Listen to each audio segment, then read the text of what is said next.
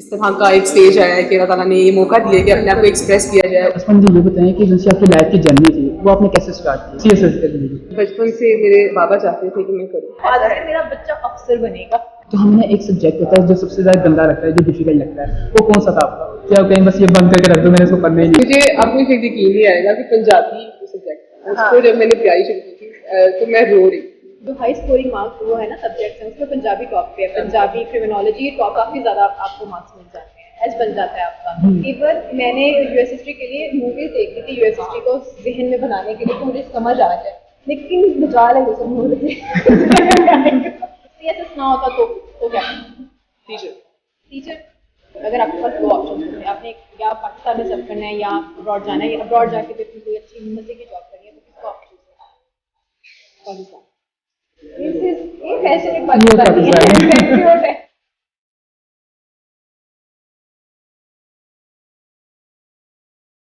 अस्सलाम वालेकुम, this is your host Ayesha Malik और आज की इंस्पायरेशन डायरीज में हमारे साथ मौजूद हैं आसमा, जो कि अकॉर्डिंग टू मी वो यंगेस्ट सीएसपी ऑफिसर हैं। बिकॉज जब उन्होंने तैयारी स्टार्ट की थी तो वो मेरे से भी काफ़ी एज में कम थी और अभी उन्होंने जब पास कर लिया और उनकी अभी एकेडमी ज्वाइन होने वाली है तो वो अभी 23 ईयर्स।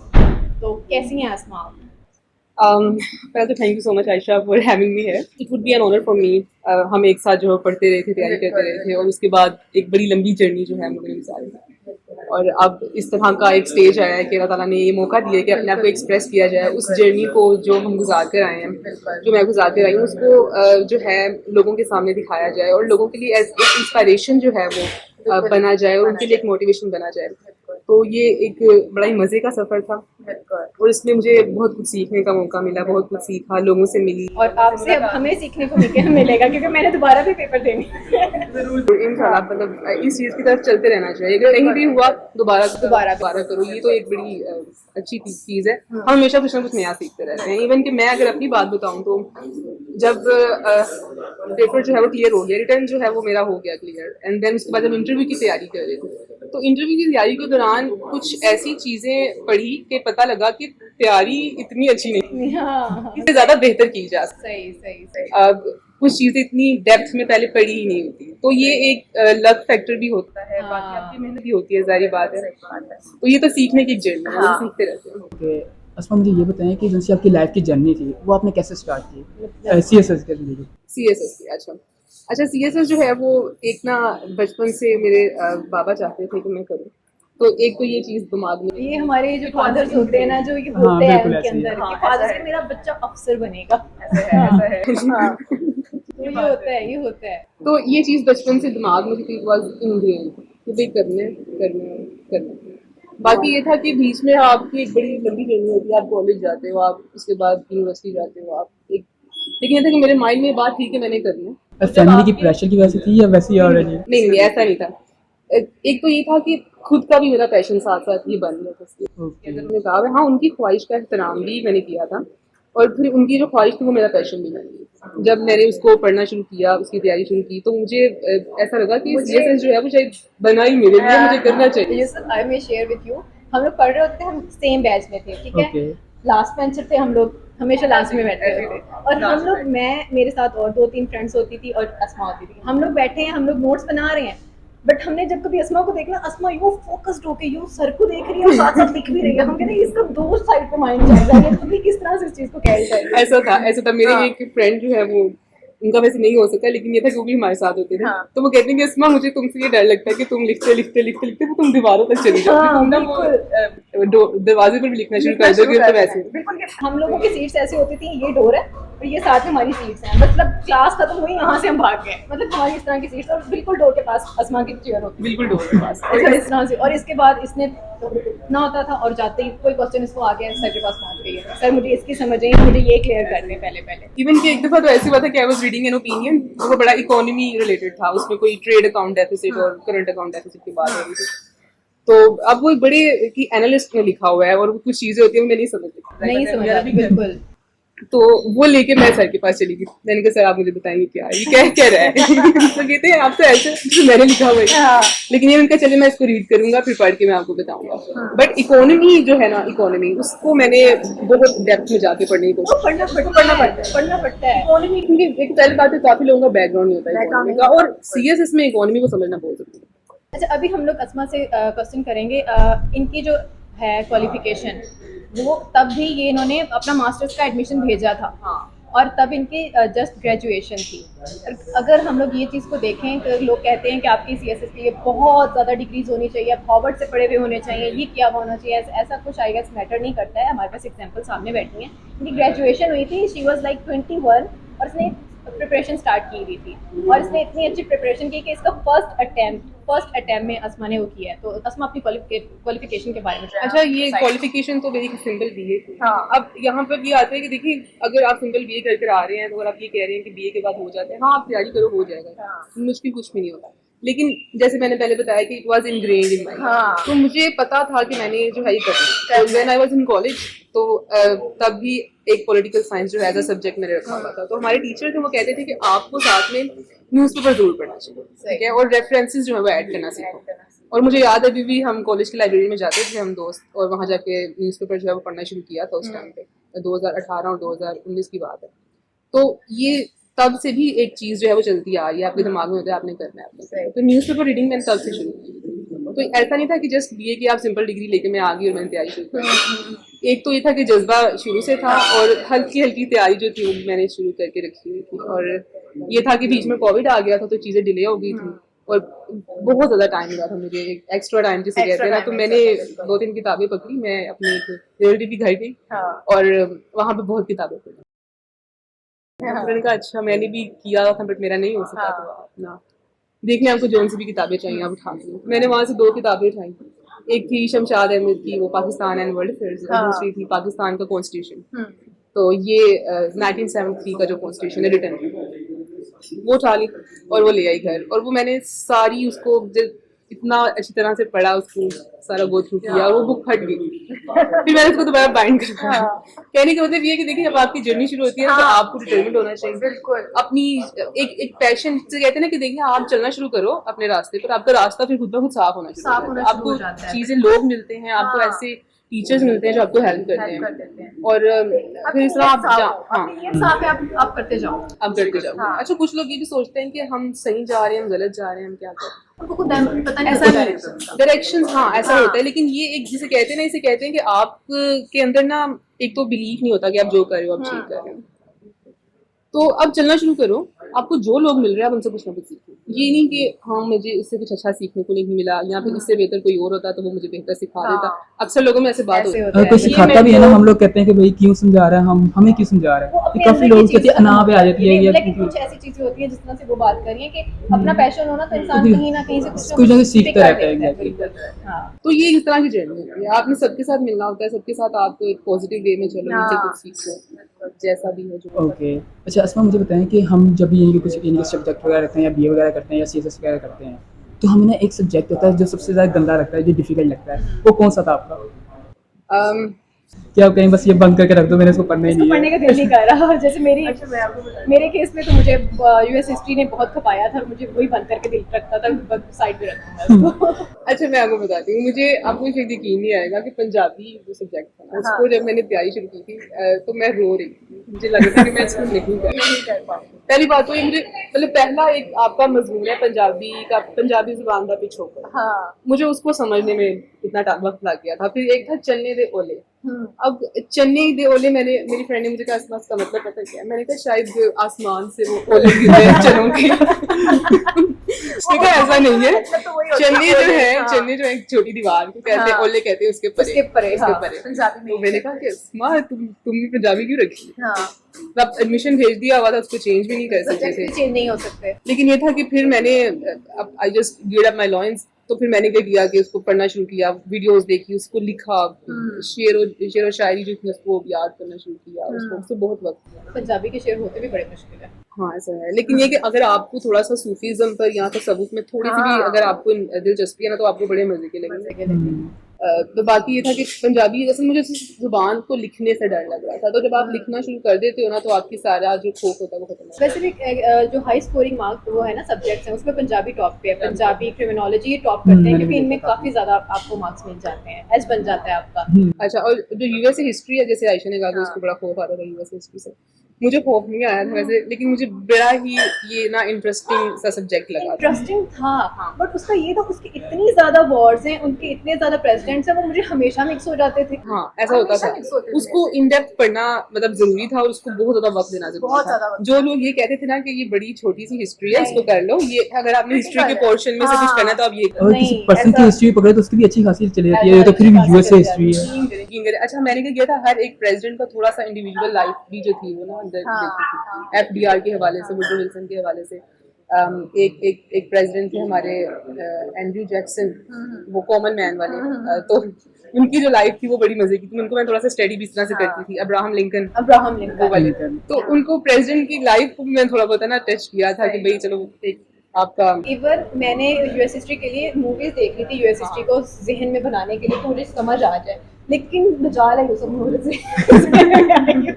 लेकिन यूएस हिस्ट्री मजे के वगैरह को याद रखना वही सबसे डिफिकल्ट है। डेट्स नहीं है यूसुफ, उसका असल में ना यूएस हिस्ट्री जो है ना वो हमारी आज की जो है ना उसके साथ भी लिंक करती है, हिस्ट्री नहीं, उसके जो जितने भी काम उन्होंने किए हैं वो आज के साथ लिंक होते हैं। और वो जो क्वेश्चन इतना क्रिटिकल करके पूछते हैं ना, बंदा ऑफ माइंड हो जाता है, मैंने लिखना क्या है इसके अंदर, मुझे ये सारी चीजें मेरे ज़हन से आती हैं।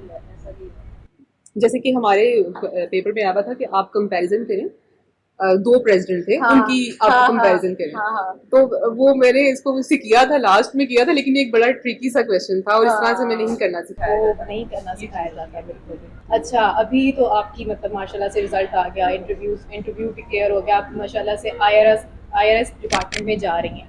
तो अभी आप मुझे बता रही थी, अभी हम लोग ऑफ कैमरा आप मुझे शेयर कर रही थी कि शायद इनकी यूनिफॉर्म आ गया है और ये सारी चीज़ें, तो उसके बारे में थोड़ा सा हमें व्यूअर्स को भी बताएं। अच्छा, ये जो यूनिफॉर्म वाला जो एक आइडिया था, इट वाज ऐसा हुआ था कि 50th कॉमन में इसको इम्प्लीमेंट करने की कोशिश की थी, जहाँ तक मैं जानती हूँ एज पर माई नॉलेज, तो वहाँ पर नहीं हो सका, किसी कोई वजूहत होंगी।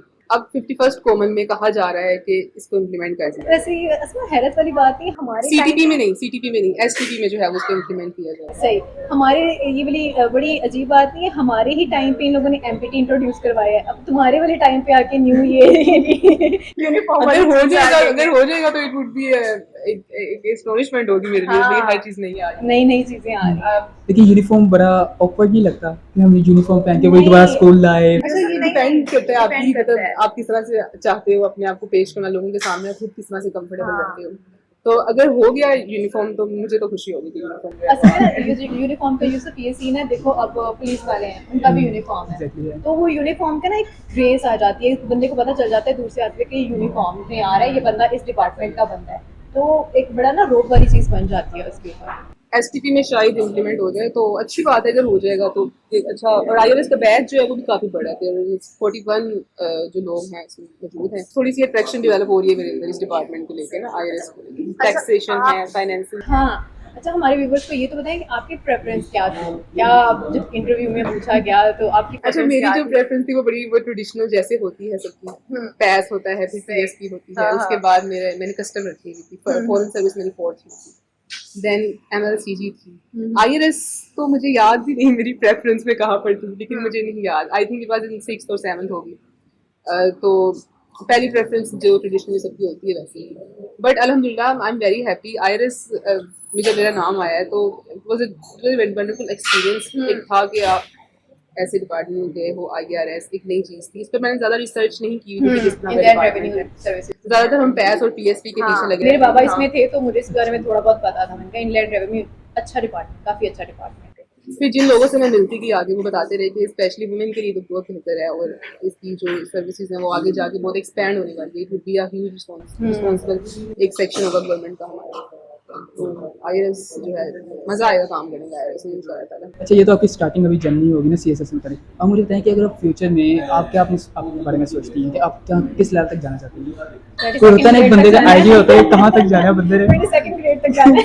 अगर सीएसएस के वाले से देखे जाए तो फिर तो 22nd ग्रेड तक जाना है, ये एक वो हार की बनी है। अच्छा, मैंने सुना है कि आपकी एज भी काफ़ी कम है, यानी कि आपका टाइम अच्छा खासा है कि आप आगे यानी कि स्टैंड कर सके इंशाल्लाह 22 इंशाल्लाह तक? इंशाल्लाह इंशाल्लाह होगा। अच्छा, मेरा ये ख्याल है कि आप ना कुछ हमेशा कुछ ना कुछ सीखते रहते हो। जैसे कि देखो, आप सर्विस में भी हो तो इस दौरान भी आपको पहली बात तो ये है कि दूसरों की हेल्प करनी चाहिए, उन लोगों की जो आना चाह रहे हैं इस फील्ड की तरफ, क्योंकि आप इस एक्सपीरियंस से गुजरे होते हैं तो आपको चाहिए कि आप लोगों को गाइड करें, पहली चीज़।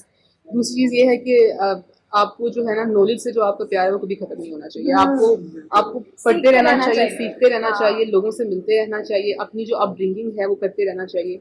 सिर्फ यही नहीं कि सर्विस घर गए और वो एक आपने नौकरी की और वापस आ गए, सो गए हो, फिर सुबह उठ के गए हो, तो नहीं। हर दिन जो है एक नया दिन होना चाहिए। मेरा ख्याल है कि जब आपका दिन पिछले दिन की तरह गुजरता है ना, तो मैं कहती हूँ कि इट इज अ पिटी कि नहीं, हर दिन आप कुछ नया होना चाहिए। Everything, every day would be a new day. ये चीज मैं अपने लिए सोचती हूँ। अब अगर इस माइंडसेट के साथ मैं आ रही हूँ सर्विस में, तो अभी तो कुछ नहीं पता कि क्या होना है क्या नहीं होना, लेकिन ये कि एक नीयत ऐसी है कि दूसरों के लिए भी कुछ किया जाना चाहिए, उन लोगों के लिए भी। और अच्छा, इसमें होता है कि आपने सबसे पहले क्या यानी कि स्टेप लेना जो यानी कि पाकिस्तान के लिए या किसी चीज़ के लिए इम्पोर्टेंट हो, हमारे लिए, मुस्तकबिल के लिए अच्छा हो। होता है ना, बंदे का माइंडसेट होता है कि उस चीज़ पे जाके हाँ की बात करें तो हमें जब वो इकोनॉमी पढ़ते हैं, पता है कि सिर्फ 1%, 1.3% जो है लोग टैक्स जो है पे करते हैं। हाँ हाँ हाँ तो आप मुझे कुछ बताएंगे सर्विस को लेकर जो सबसे बड़ा स्टेप होगा वो ये है कि भी टैक्स इकट्ठे करते हैं। हाँ, टैक्स इकट्ठे करने हैं, सही बात है। तो जो हमारे जो असल में जो इकोनॉमी बड़ी इनफॉर्मल है, इनफॉर्मल 90% जो है, सॉरी 70% इकोनॉमी जो हमारी इनफॉर्मल है, तो उसकी वजह से जो टैक्सेस हैं, पहली बात है रजिस्टर्ड ही नहीं होती कंपनीज, और हम जो है इनफॉर्मल वे में पैसे कमा रहे होते हैं, तो टैक्सेस कहाँ से कटें? तो ये एक बड़ी इन डेप्थ एक इस पर रिसर्च भी होनी चाहिए इस फील्ड को लेकर, और बाद में इस पर काम भी होना चाहिए। तो अब जैसे हम सीखेंगे, हमारी एसटीपी होगी, सीटीपी होगी, तो वैसे वैसे हमारा तजुर्बा बढ़ेगा, उस सारी बातें, फिर उसके मुताबिक हम काम करना सीखेंगे। तो अभी ये मैं कुछ नहीं कह सकती कि मैं ज़्यादा क्या करूँ। ये एक होता है ना, बंदे का माइंडसेट होता है कि ये चीज़ पाकिस्तान में फॉल्ट कर रही है, तो इसको मैं जाके सेट लाजमी करूँगी, यानी कि सही लाजमी करूँगी। तो इसके मतलब मैं अपने डिपार्टमेंट को लेकर देखा जाए तो फिर जो है वो जो पाकिस्तान की इकोनॉमी है उसको बेहतर करने के लिए एज अ एक सेपरेट सेक्शन टैक्सेस को लेकर काम किया जा सकता है। ओके, इसके अलावा क्या कहते हैं, थोड़ा सा प्रमोशन की तरफ आते हैं। एक्चुअली हमें जो सर स्पॉन्सर किया हुआ रेस्टोरेंट में वाओ किया है। रेस्टोरेंट ने किया है ये, जो हमें ये हमारा पॉडकास्ट है, जो आज के एपिसोड है, ये वाओ रेस्टोरेंट ने स्पॉन्सर किया है। तो आप ये टेस्ट करें और हमें बताएं कि आपको ये कैसा लगा। इसका टेस्ट भी आई थिंक ब्लूबेरी टाइप है। हाँ। आप लोग भी ले सकते हैं। हम करें एक्चुअली इसकी जो सी लोकेशन है, मैं व्यूवर्स को बताता चलूँ, ये क्या कहते हैं जोहर टाउन में है, here in Shaukat Khanum road. तो आई थिंक आप लोग भी ज़रूर ट्राई करना चाहिए, उनकी हलाल भी है, आई थिंक लास्ट में ट्राई करनी चाहिए। मैंने अस्मा को काफी अरसे के बाद देखा है, और अस्मा जब मैं जानती थी अस्मा को, Asma was a chubby girl, she was cute and chubby. Now मतलब काफी वेट लूज किया अस्मा। इसके पीछे डिपार्टमेंट की तरफ से कुछ था या कुछ अपना ही मोटिवेशन थी कि मैंने करना है लूज कैसे? अच्छा, मैं आपको बताती हूँ। आई वाज बचपन में मैं थी नॉर्मल, फिर मैं मोटी हो गई, ठीक है। फिर असल में हमारा जो खानदान है वो बड़ा खाता पीता, उस तरह से खाना पीना लगा रहता है सारा, तो उस चीज की तरफ हमें ना कभी देखी नहीं जाएगा, आपने इतना खाना है, इतना नहीं खाना है, सही। तो हम खाते पीते लोग, हम मेरे बहन भाई जो सारे, मेरा जो छोटा भाई है जुनेद, तो वो तो बहुत ही चबी है, सही। और मेरी जो सिस्टर्स है वो भी नॉर्मल इस चीज को लेके ना, मतलब फिजिक को लेके। लेकिन ये है कि when I was in college तो मैंने आई रिड्यूस माय वेट, मैंने काफी वेट कम किया था। उसके बाद जब सीएसएस की तरफ आई हूँ तो I just neglected my health in a way, बिल्कुल भी उससे पहले मैंने मतलब ऐसे नहीं किया था ना अपनी हेल्थ को लेकर। सिर्फ ये है कि अकेडमी से घर और घर में भी पढ़ना और फिर अकेडमी जाना, टेस्ट सेशन भी थ्रू आउट ईयर, मुझे तो पता नहीं था मैं कहाँ से कहाँ चली, बहुत हेक्टिक रूटीन होती थी। ऐसा ही है। तो पीएमएस के भी मैंने पेपर दिए थे, उसके बाद सीएसएस के, तो उसके बाद मैंने फ्री, तो मैंने सोचा कि अब खुद पर जो है वो थोड़ा काम करना चाहिए। तो I just went to my doctor, उसने कहा अस्मा तुम्हें क्या हो गया, कि तुम हो बीएससी में हूँ। कहा क्या करके आई हूँ, मैंने कहा मैं सीएसएस के पेपर देकर आई हूँ। मैंने कहा अच्छा हो जाएगा, मैंने कहा मुझे नहीं पता लेकिन मेरा बड़ा बुरा हाल हो गया।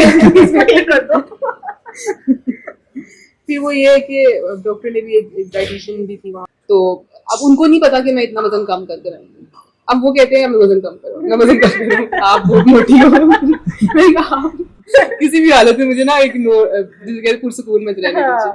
तो अभी भी ये चीज जारी है, इस चीज की तरफ मैं काम कर रही हूँ, अपना वेट अभी भी रिड्यूस कर रही हूँ। अस्मा, मुझे ये बताएं कि जो सी आपकी लाइफ है, पहले तुमने जैसे आपकी सीएसएस जर्नी के बारे में बताया, अब आपने पूरी अपनी जर्नी के बारे में बताना कि आप कहाँ से बिलोंग हैं और क्या यानी कि फ्रेंड्स अपनी एजुकेशन वगैरह सारा कुछ आपने बताया। अच्छा, जो मेरी फैमिली जिस फैमिली से मैं ताल्लुक़ रखती हूँ वो बड़ी जिसे कहते हैं ना कंबाइंड वे में चलने वाली, सारे जो ताया अबू चाचू वगैरह सब मिल के फूफियाँ वगैरह, और जो मेरे ताया अबू हैं वो शुरू से मेरे से बड़ा मोहब्बत करते हैं, और बाबा भी उस तरह से। तो मेरे वालिद साहब थे वो 2000 में थे, पॉलिटिक्स में आए, उसके बाद उन्होंने यूनियन नाज़म के इलेक्शंस लड़े, वो उसके बाद सिलेक्ट भी हुए, उन्होंने काम भी काफ़ी किया अपने एरिया में, तो उनसे भी मुझे बड़ी इंस्पायरेशन मिलती है। वैसे एक चीज़ मैं शेयर करूँगी कि मैं उनके साथ मेरा वक्त है बहुत कम मिल जाए, बहुत ज़्यादा कम मिल जाए। I was in matric when he died, उनकी डेथ हो गई थी। फिर उसके बाद ना मैंने इनके कुछ मंशूर होते हैं आपके मैनिफेस्टोज, वो उठा के पढ़े, तो वहाँ पर जो लिखा हुआ था उनके सारे जो एक थी लोगों को लेकर इंक्लिनेशंस के, ऐसे करना चाहिए, ऐसे तरक्की की तरफ लेके जाना चाहिए, और उन्होंने कुछ बातें अपने बारे में भी लिखी हुई थी, तो वो चीज़ मुझे बड़ा इंस्पायर करती है शुरू से ही। वो चीज़ें मैंने अब तक संभाल के रखी हुई हैं इनकी सारी, वो पॉलिटिक्स में। तो फादर के साथ मेरा इतना टाइम स्पेंड हुआ, लेकिन बात ये कि उनकी डेथ के बाद उनको मैंने ज़्यादा जानने की कोशिश की, ये मैं इन शॉर्ट कहना चाहूँगी। और उनसे वो हमेशा से मेरी इंस्पायरेशन है, हमेशा से, अभी भी है। जब कभी CSS में तैयारी के दौरान में थक जाती थी तो मैं उनके बारे में अक्सर सोचती थी, नहीं चलो आगे चलो आगे चलो। और फिर हम 9 बहन भाई हैं, मैं दूसरे नंबर पर हूँ। मेरे भाई जो हैं वो सारे भी छोटे हैं और वो बड़े शरारती हैं। वो इस तरह से हैं कि मेरे न्यूज़पेपर्स जो मैं पढ़ लेती थी उसकी मिसाइल्स और गन्स वगैरह बनाते थे, पता नहीं वो कैसे उनके अंदर इतना जो क्राफ्ट्समैन आ गया था कि वो सारा कुछ बनाते हैं। इसका फायदा होता है, जाहिर बात है आपकी रद्दी जमा नहीं होती, चलो बच्चे भी खुश हो जाते हैं, लेकिन ये कि वो इस तरह के जो है वो शरारती हैं। और जो सबसे छोटा भाई है मेरा अहमद, वो 3 क्लास में है, वो असल में वो जो मेरा बच्चा है ना, हमारा, मैं उसको बच्चा कहती हूँ अपने, वो इस तरह से है कि वो मेरे बड़े काम करता रहता है, कभी पानी पिला दिया, कभी मोबाइल चार्ज पे लगा दिया, इस तरह से। तो through out my journey, my preparation, उसमें जो है ना वो मेरे बड़े काम आता था, मेरी किताबें संभाल के रखनी, यहाँ पे रखनी, सारा कुछ। तो मेरा जो तैयारी का अरसा है ना वो अपने भाइयों के साथ ना, छोटे भाइयों के साथ इस तरह से गुजरा। तो इस दौरान उन्होंने भी मेरे से सीखा है, मैंने भी उनको सिखाया है, बच्चों से भी हम बहुत कुछ सीखते हैं। तो जो मेरा अब जो गोल है ज़िंदगी का वो यही है कि अपने जो छोटे भाई हैं उनके लिए एक इंस्पिरेशन बना जाए कि वो भी जो है एजुकेशन को इस नज़रिए से देखें जिस तरह से देखना चाहिए। बिकॉज मैं ये चीज़ बताऊंगी कि मेरी जो बाजी थी, मेरी जो बड़ी सिस्टर है, वो पहली लड़की थी जिन्होंने मैट्रिक किया था हमारे यहाँ में, और मैं पहली थी जिसने जो कॉलेज जो यूनिवर्सिटी तक गई। तो CSS तो फिर आगे एक बड़ी चीज़ आ गई है, बहुत बड़ी मोटिवेशन भी है, मोटिवेशन भी, और एक बेंचमार्क आपने सेट कर दिया है। और ये एक वजह मैं चाहती हूँ कि जो मेरे एरिया की लड़कियां हैं ना वो इस चीज़ की तरफ सिविल सर्विस की तरफ आए, यहाँ पर नहीं आना, कहीं भी जाए, लेकिन एक एज एन एजुकेटेड वुमेन जो है अपने आप को शो करे सोसाइटी को और काम किया जाए इस चीज़ पर। तो ये भी एक मेरा एक जो मोटिव था पीछे CSS करने का। और नाउ मैं इस जगह पर हूँ कि मैं लोगों को इंस्पायर कर सकती हूँ, अल्हम्दुलिल्लाह। माशाल्लाह, इस वजह से आप इंस्पिरेशन डायरीज में बहुत शुक्र जो है वो भी अदा करती हूँ कि हाँ आपने इतना एक मुकाम अता किया। अल्लाह ताला की करम होता है, अल्लाह ताला का करम होता है, हमारी मेहनत जो है वो बहुत थोड़ी होती है। ये सारा हमारे माँ बाप की दुआओं का होता है, लक होता है, अल्लाह ताला का करम होता है, ये सारी चीजें कंबाइन आई थिंक लक तो साइड की बात, हमारे वालिदैन फर्स्ट प्रायोरिटी पे होनी चाहिए, उनकी दुआ की वजह से हमारा कुछ ऐसा ही है। और जो मेरी वालिदा है असल में वो भी मतलब फादर के बाद उन्होंने बड़ा टाइम दिया है ना हम बच्चों को, और बाहर भी संभाला सारा, घर में भी सारा, बाहर ज़मीनें वगैरह देखती थी, घर में बच्चे वगैरह। तो ये चीज़ें हम उनसे बड़ी सीख लेंगे। हाँ, डिटर्मिन होना चाहिए आपको, डिटर्मिन होना चाहिए, तो उनसे मैंने बहुत कुछ सीखा ये सब चीज़ें। कहाँ किस तरफ रुझान है? अच्छा, पॉलिटिक्स की तरफ मेरा रुझान, अच्छा मैं आपको एक बात में शेयर करती हूँ। देखिए एज अ वुमेन जो है ना हम जेंडर स्टडीज पढ़ते हैं, उसमें हम चीज़ें देखते हैं कि आप जो पॉलिटिकल लाइफ में आते हैं ना, एज अ वुमेन आप अकेले नहीं आ सकते, यू जस्ट आपको चाहिए कि पीछे से आपको कोई सपोर्ट कर रहा है। तो अगर जो मेरे बाबा थे उनकी डेथ के बाद मेरे लिए बस पॉसिबल नहीं था कि मैं जो हूँ आराम से पॉलिटिक्स में आती, मैं इलेक्शन लड़ूँ। एक तो थी मैं बहुत छोटी थी, मैट्रिक में थी, हो ही नहीं सकता था, और एक्सपीरियंस भी उस तरह से नहीं था। तो इस चीज़ की तरफ हम आए नहीं ना, हमारी फैमिली में से कोई भी नहीं आया इस चीज़ की तरफ। भाई सारे छोटे थे तो उनको भी नहीं आने दिया। पढ़े आप पढ़ाई की तरफ जो है बाद में देखा जाएगा जब आप आपके इंटरेस्ट के मुताबिक इस तरह से सारा। तो मेरे फादर असल में बड़े पैशनेट बंदे थे। उनका मैंने उनके लेटर्स पढ़े हैं जब वो यंग थे, तो उनके लेटर्स में उन्होंने लिखा हुआ है कि मैं चाहता हूँ कि मैं पॉलिटिक्स में आऊँ और सर्व करूँ। और फिर उनकी जब मैं जर्नी देखती हूँ जिस तरह से आए आगे और आगे आके उन्होंने काम किया, तो मैं कहती हूँ कि जो उन्होंने सोचा हुआ था वैसी ही उन्होंने लाइफ गुजारी और अलग अलग उनकी मदद भी की। ठीक है, तो आप चाहे जितने मर्जी बुरे हालातों में हो, आपको डिटर्मिन होना चाहिए, आपका एक गोल होना चाहिए और उसकी तरफ चलना चाहिए और आपके रास्ते खुद ब खुद खुलना शुरू हो जाए। डॉटर्स के लिए जो इनकी इंस्पिरेशन होती है मोस्टली उनके डैड्स होते हैं। इंक्लिनेशंस होती हैं। Okay, favourite political person? Current बताऊं आपको या फिर वो पीछे गुजरे? कुछ भी, कोई बता दे। नहीं, जैसे हमारे करंट नेशन की में तरफ क्यों आई पीछे हाँ, वाले पीछे वाले- पीछे करंट वाले- नहीं चाहिए। करंट की तरफ नहीं आना चाहिए। ये तो एक बहुत बर्निंग टॉपिक बन बहुत गया है। burning बहुत फिर ज्यादा। हम एज अ सिविल सर्वेंट आपको वैसे भी न्यूट्रल होना चाहिए। Exactly. और हम जो है ना असल में जब पढ़ के ना हमारे अंदर वैसे भी खत्म हो जाती है हाँ, फेवरेटिज्म। ये चीज मैंने नोट की है। हमें फेवरेटिज्म खत्म हो जाती है, हम किसी को फेवरेट नहीं कह सकते। आप डिफरेंट एनालिस्ट को पढ़ते हो, आप ऐसे ऐसे एक्सपीरियंस लोगों को पढ़ते हो, तो उनको देख के आपको पता लगता है कि हाँ ये पॉलिटिक्स में आगे किसी की साइड लेना ये बड़ी before coming to civil services उससे पहले कौन था? बिफोर वो जो एक चीज हमें समझाई गई थी कि you have to be neutral, उससे पहले कौन था? अच्छा, उससे पहले भी मैं बता देती हूँ कौन था। उससे पहले जो मेरे बाबा थे वो काफली की तरफ, तो फिर आपको पता है काफली के नाम नहीं लेना चाहती मैं ठीक ऐसे। फिर उसके बाद उन्होंने वो काफली जो थी वो तो वैसे खत्म हो गई थी, was dead। तो उसके बाद पीटीआई की तरफ से चले गए। एक उसी से रुझान था बहुत ज्यादा, गाड़ी के ऊपर भी स्टिकर्स लगे होते थे जहाँ भी जाते थे और फिर वो लोग पहचानते थे, फिर जाके भी वो सलाम करना और इस तरह से इमरान खान होना।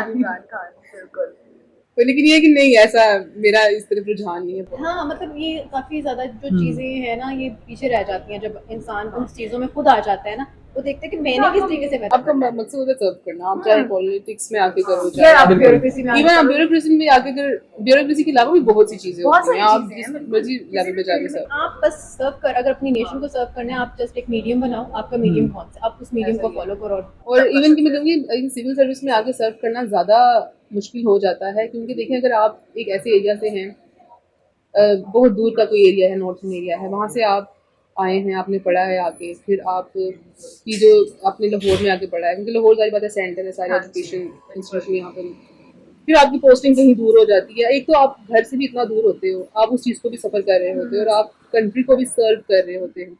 तो मुझे लगता है कि आप एक बोथ एंड्स पे जो है आप सेक्रीफाइस भी कर रहे होते हो और आप जो है सर्व भी कर रहे होते हो। तो सिविल सर्विस में आके सर्व करने का मुझे लगता है कि ज्यादा आपको सेक्रीफाइसेस देकर सर्व करना। मैंने मेरी बात हुई थी सर से, तो सर कहते हैं कि अब मैंने उनसे कहा, मैंने कहा और मुझे लगता है कि सर्विस में आने के बाद ना ये गेम ऑफ नर्व्स ज़्यादा हो जाती है। सर कहते हैं नहीं, प्रिपरेशन भी होती है लेकिन उसके बाद भी फिर आपको पता चलता है कि आपने प्रैक्टिकल, स्पेशली पैस और पीएसपी वो ऑल पाकिस्तान सर्विस होते हैं और उनको फिर तो वो पूरे। अच्छा, आपका एक्सपीरियंस है कोई बाहर जाके पढ़ने का? तो नहीं है क्योंकि आप तो लाहौर से हुए। मैं लाहौर में पैदा हुई हूँ और लाहौर में पढ़ी हूँ, लाहौर में ही मेरा सीएसएस हो गया। अभी जब जॉब होगी इनकी, या मतलब जहाँ पे आपकी मोस्ट प्रोबेबली फॉलो का वुमेन जो है वो उनके लिए होता है, प्रेफरेंस होती है आप लाहौर में करना। अभी हम लोग रैपिड फायर वाले सेगमेंट की तरफ जा रहे हैं, तो अभी हम आसमा से पूछेंगे कुछ मतलब मजाक के हवाले से भी सवाल हो सकते हैं, कुछ सीरियस भी हो सकते हैं, ऐसी हम लोग करेंगे क्योंकि ऐसे ही हो लगा ऐसे ही है। ऐसे ही है, ये बहुत कैजुअल टॉक हो रही है यहाँ पे। एक्चुअली पॉडकास्ट का मतलब ही कैजुअल है। कैजुअल है, हाँ, हम casual। कुछ भी बैठ के बोलते रहते हैं और बोलते रहते हैं, बस। इन्फॉर्मेशन समझ लेते हैं। बट एक्सपीरियंस तो इनका काफी ज्यादा इन्होंने Exactly. शेयर कर दिया।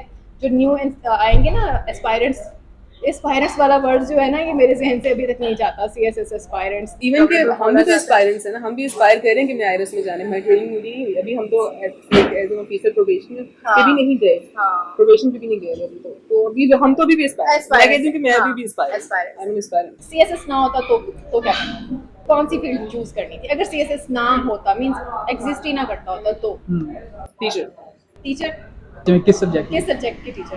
Depend on my degree, political science of course, political science. Okay, किस लेवल के स्टूडेंट को आप एमबीए करने चाहते हैं?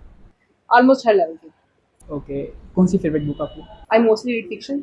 अभी रिसेंटली मैं पढ़ रही हूँ the island of missing tree, और जो भी बुक मैं पढ़ती हूँ वो मेरी फेवरेट होती है। जब मैं दोबारा दूसरी पढ़ती हूँ वो मेरी फेवरेट होती है। ये चीज़ है। तो अभी मेरी आइलैंड ऑफ मिसिंग ट्री बड़ी मजे की। ओके, सही फेवरेट सिटी? लाहौर।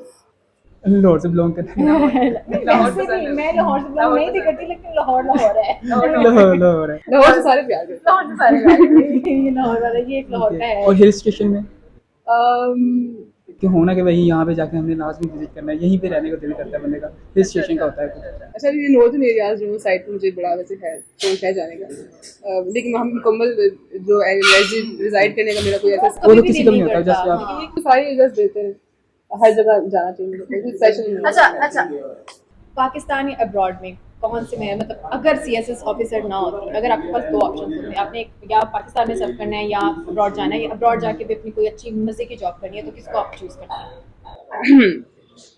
पाकिस्तान।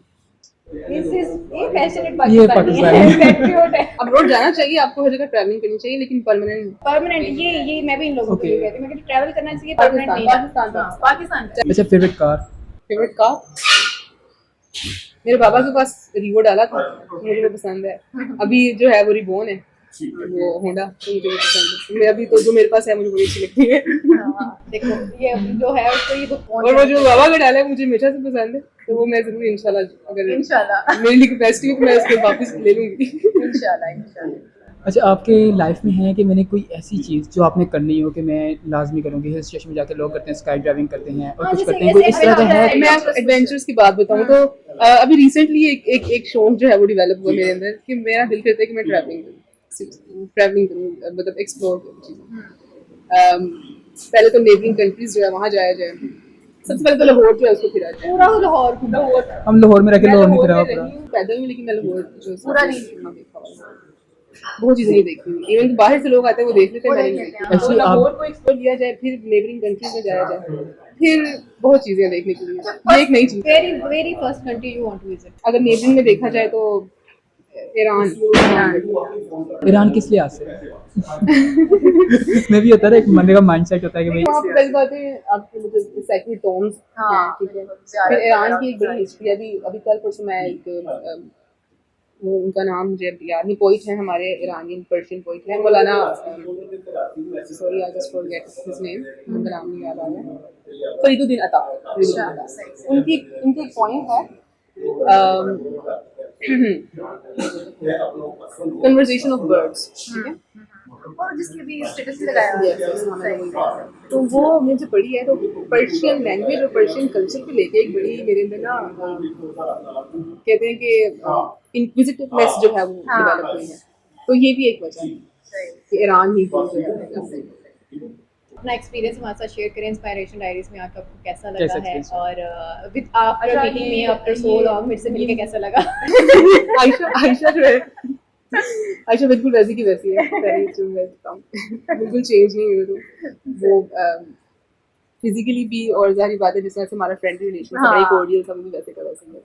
और बाकी ये कि आपसे तो पहले दफा मुलाकात हुई है, तो ये जो सारा सेटअप है पहले कभी ऐसा एक्सपीरियंस नहीं किया हुआ, मतलब कभी इस तरह से पॉडकास्ट नहीं किया, तो मुझे तो अच्छा लगा। मतलब किस तरह से हमारी इनफॉर्मल सी कन्वर्सेशन हुई है, बिल्कुल भी हम बाइंड नहीं थे कि बस यही बोलना है तो ये नहीं बोलना। और मुझे तो वैसे भी आदत नहीं है कि मैं कोई थोड़ा तो सा strict टेक्निकल जो- पास में बोलूं। हाँ। जो चीजें हैं वो बयान करूँ।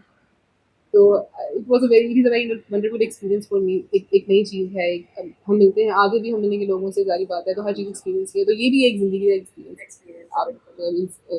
तो अगर ये प्लेटफॉर्म जो है किसी के लिए इंस्पिरेशन बनता है, तो मुझे लगता है कि हाँ मेरा काम ठीक है, मेरा यहाँ पर आना और बात करना, और किसी की ज़िंदगी में अगर कोई एक लाइट डेवलप होती है मेरी बातों को लेकर, तो फिर मैं कहूँगी कि हाँ हर चीज़। ओके। और इंशाल्लाह ताला मैं चाहती भी हूँ कि इस तरह से लोग जो है सीखें मेरे से, और मैं लोगों को सिखा सकूँ। और बहुत शुक्रिया आप लोगों ने यहाँ बुलाया और एक जो मौका है वो फराहम किया कि हाँ अपने बारे में बताया जाए और लोगों में इंस्पिरेशन। ओके, चलिए, थैंक यू सो मच अस्मा, आप हमारे शो का हिस्सा बनी और बहुत अच्छा लगा। अच्छा, thank you so much guys हमारे इस शो को देखने के लिए। ओके गाइस, अल्लाह हाफिज़।